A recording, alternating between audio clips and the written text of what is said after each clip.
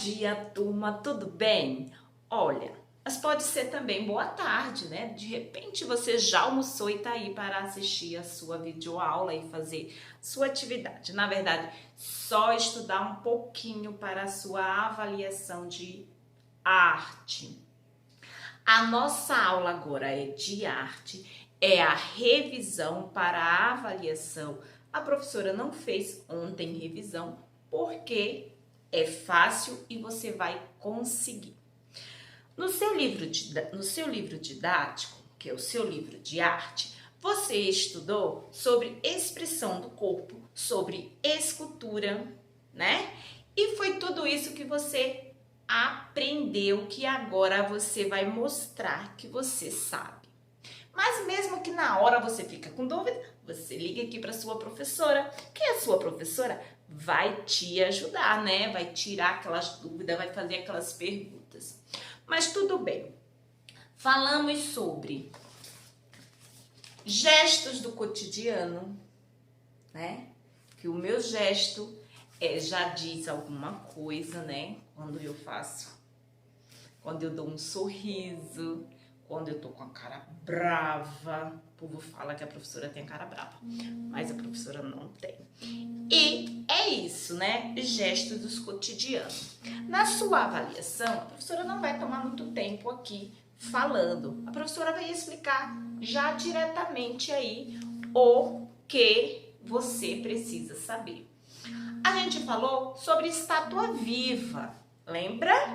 O que é uma estátua viva? E a professora vai mostrar para você esta estátua viva. O que é uma estátua viva?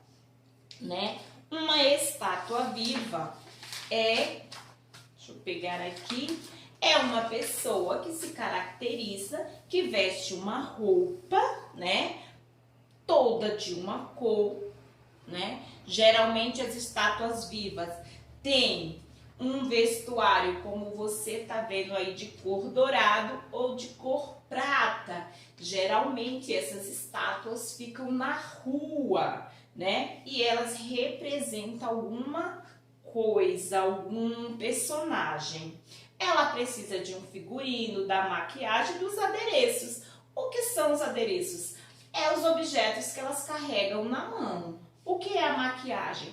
A maquiagem é porque ela pinta todo o corpo da mesma cor da roupa, né? Gesto do cotidiano, a professora já falou, é só retomando, tá? Também, depois, teve lá um gesto conhecido, não esquece que vou colocar ela aí, que esta imagem, que essa estátua representa o pensador. Não esquece, porque ela vai aparecer para você lá na sua prova. O pensador é um homem, né? Feito de bronze, uma estátua. Essa estátua é viva? Não, porque a estátua viva é uma pessoa normal que se veste com um figurino, faz uma maquiagem, pega uns adereços e ele fica na rua, né? Uma rua bastante movimentada. É um tipo de arte. Já esta estátua aqui, o pensador, é uma estátua feita de bronze, né? E que não é viva, né, gente? O nome dessa estátua, você não pode esquecer, é o pensador, porque ela mostra para você uma imagem de uma pessoa pensando na vida, né? E esta não vou nem precisar falar quem fez, quem não fez, porque você não precisa saber disso na prova. Mas o pensador foi feito pelo Rodin, Augusto Rodin, né? Só para você assim saber, né? Mas você mesmo precisa saber o nome dela, tá? No seu livro teve um momento que você escreveu o que mais ou menos ele estava pensando. Também tem a arte e escultura. Ela é uma escultura, né? Então aqui também a gente viu essa escultura. A gente viu a escultura do pensador. Agora a gente tá vendo essa outra escultura aqui, né? Que é onde ela fala de largura, comprimento, profundidade. Toda estátua, né? Toda estátua, ela tem largura, comprimento e profundidade. Não esquece disso, tá? Na obra de arte, não. Em uma tela, não tem profundidade. Mas em uma estátua, não esquece, toda estátua tem profundidade, que vamos pensar esse lado aqui da gente. Tem o comprimento e a largura. Então, não esquece disso. Já aqui, tá vendo? Essa mesma, que é uma escultura, que depois passou para uma obra de arte, né? Desenhada em uma tela, mas ela tem profundidade? Não, ela só tem o quê? Comprimento e largura, né? A altura e a largura. Teve aqui, deixa eu ver se ela tem maior. Na sua obra de arte, na sua prova, vai aparecer esta imagem.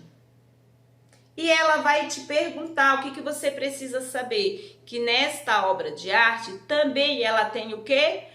Profundidade, né? Ela tem a altura, ela tem a largura e ela tem a profundidade. Agora a professora vai mostrar para vocês umas imagens que talvez você precise ver na prova. Na sua prova, vai te perguntar sobre como uma estátua viva se expressa.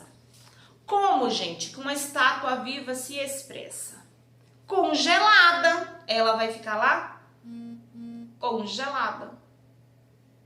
Então, se na sua prova te perguntar como que uma estátua viva, né, se expressa? O ser humano, vai chegar na rua e vai ficar lá congelado. E lembre que uma estátua viva, ela precisa de o quê? Controle de respiração, ela precisa ter concentração, porque imagina, você tá ali e você vê o povo passando, andando pra lá e pra cá, e você não pode se movimentar porque você está, o quê? Congelada. Então, uma estátua viva, ela se expressa o seu gesto por meio de um gesto congelado. Não esquece disso. Depois, você pode ver esta imagem aí. Nesta imagem aí, olha que bonitinho esses bonequinhos. Lindos, né? Esses bonequinhos.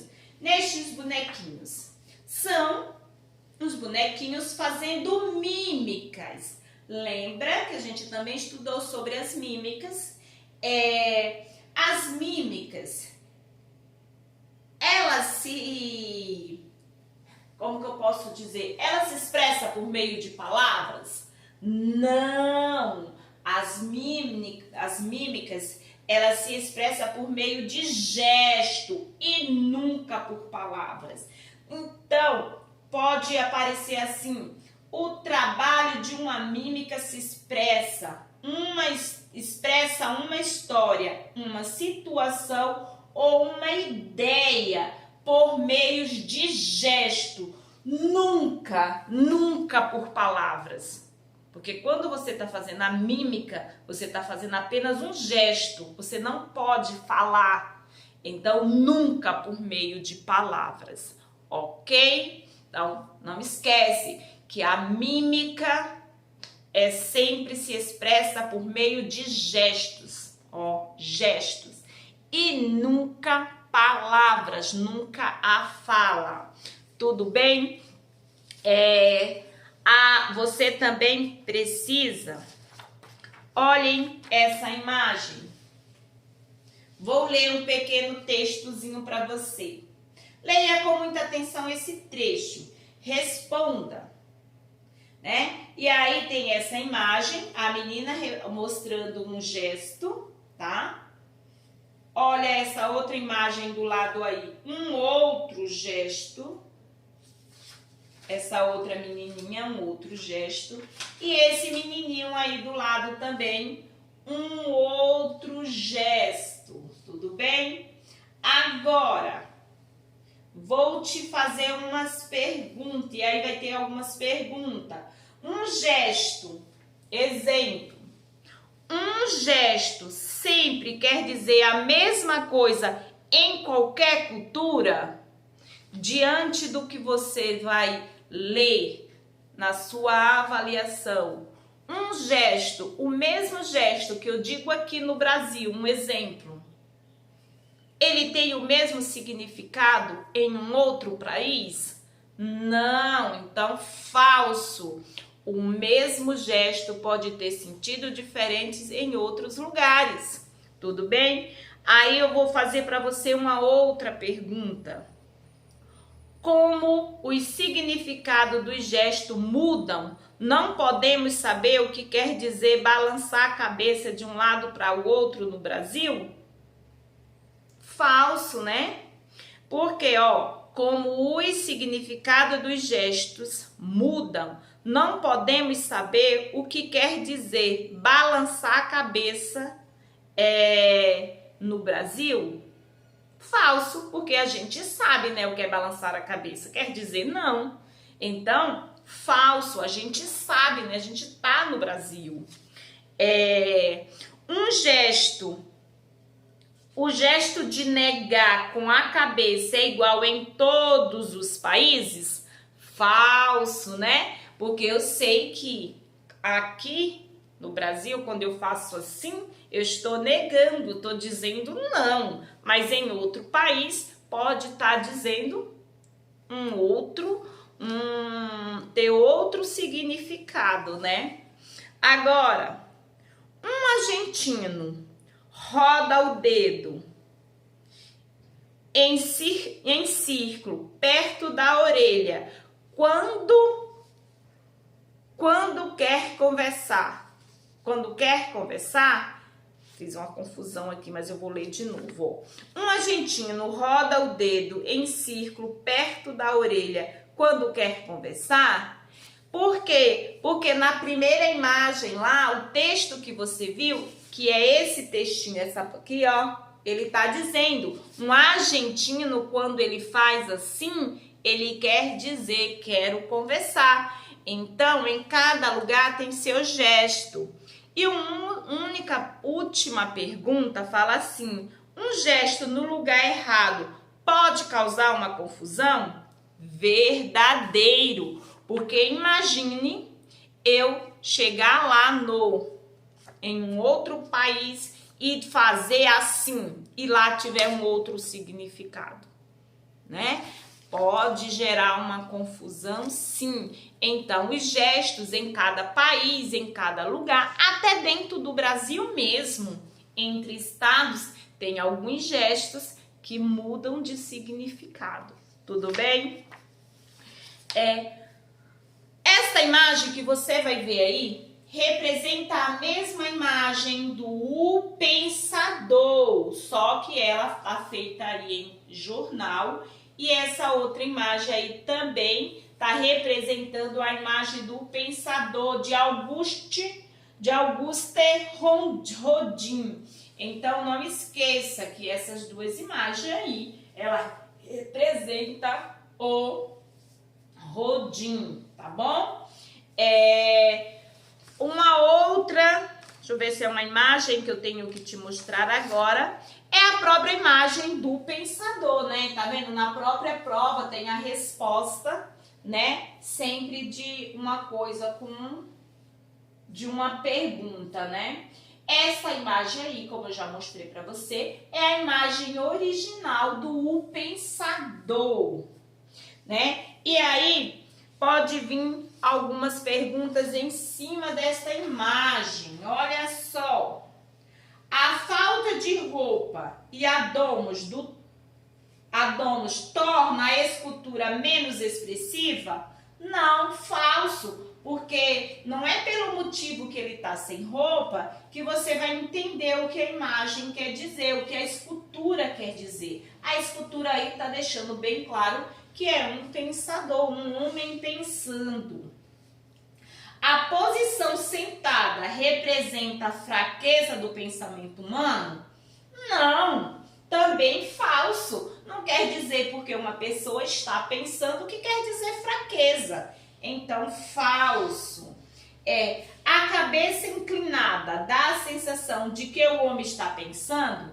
Sim, verdadeiro. Quando a gente está pensando algo, na maioria das vezes a gente está sozinho, a gente inclina a cabeça e fica pensando. Então, verdadeiro.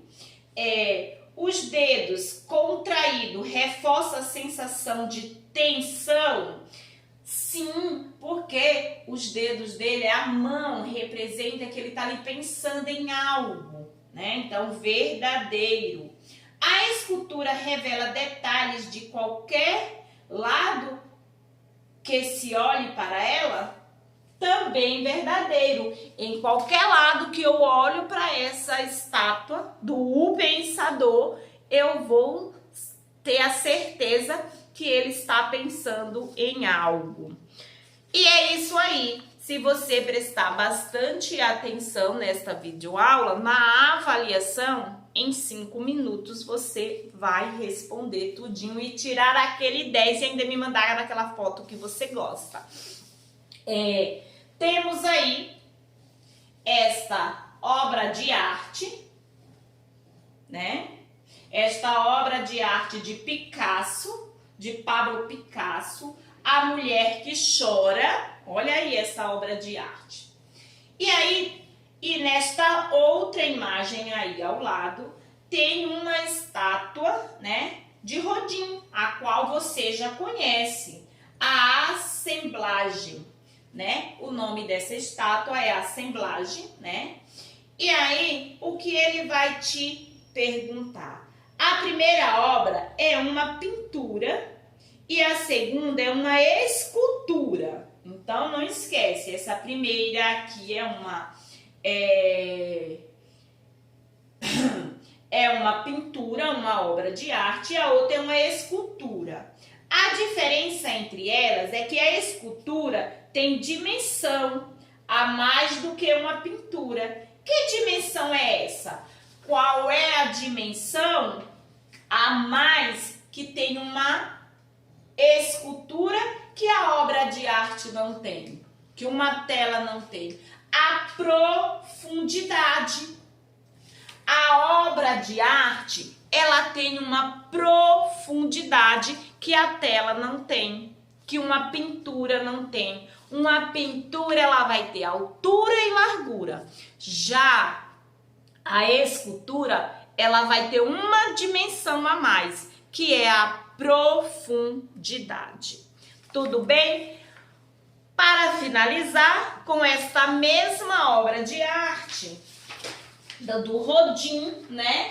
A Assemblagem, temos aí onde ele fez essa escultura, que é uma cabeça e a mão, e a outra mão, que não é a mão do mesmo lado, né? Que ele tá mostrando aí com o dedo, colocando na testa. Para fazer essa escultura, Rodin usou que recurso? Né? Ele usou tinta e óleo? Não, né? Ele usou um único bloco de mármore? Não, que aí ele não só tem aí um pedacinho de bloco, né? Mas e a outra parte de cima? Ele usou uma combinação de escultura diferente? Sim, ele fez uma combinação de escultura diferente. Ele pegou um pedacinho de mármore, fez a base, depois dá a impressão aí que é com gesso, né? Pegou o gesso, fez o molde da cabeça e com esta outra mão, ele fez, que ele poderia fazer com essa, né? Mas não, ele fez algo diferente. Ele pegou esse pedaço de mão e é esta mão que ele utiliza aqui. E por hoje é só. e na sua avaliação, é só você lembrar disso tudo que você vai ir bem na sua avaliação. Um beijo no coração, um beijo para você e passe o dia bem, ok?